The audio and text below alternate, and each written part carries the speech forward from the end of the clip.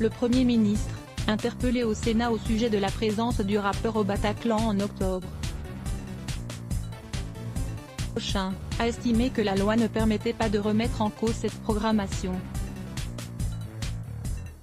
Le gouvernement n'interviendra pas dans la polémique sur les concerts de Medine au Bataclan.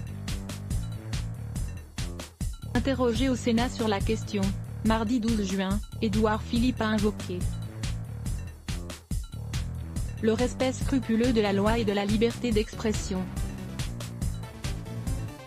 Des élus de droite et d'extrême droite ont réclamé l'annulation de 2 concerts du rappeur, programmés en octobre au Bataclan, critiquant certains de ces textes. On peut se fixer comme règle simple, de vouloir en toute matière respecter la loi. Et la loi s'agissant d'un concert, est très simple, elle ne permet d'interdire que lorsque la programmation causerait un trouble manifeste à l'ordre public. En cas d'incitation à la haine raciale, a détaillé le Premier ministre devant le Sénat. Voilà les 2 seuls fondements qui pourraient justifier une mesure.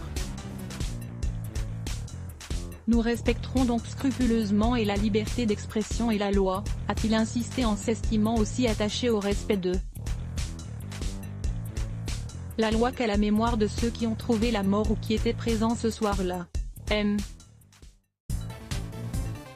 Philippe répondait à une interpellation du sénateur, LR, du Val-d'Oise Sébastien Meurant, LR, qui voit dans la programmation du rappeur un scandale inouï et abject, qui estime que les textes de ce dernier sont des incitations à la haine. Pour le Premier ministre, le rappeur Medine au Bataclan ne trouble pas l'ordre public, a relevé le président du groupe LR au Sénat Bruno Retailleau. Le fossé se creuse entre le gouvernement et tous les Français qui s'opposent aux dérives communautaristes.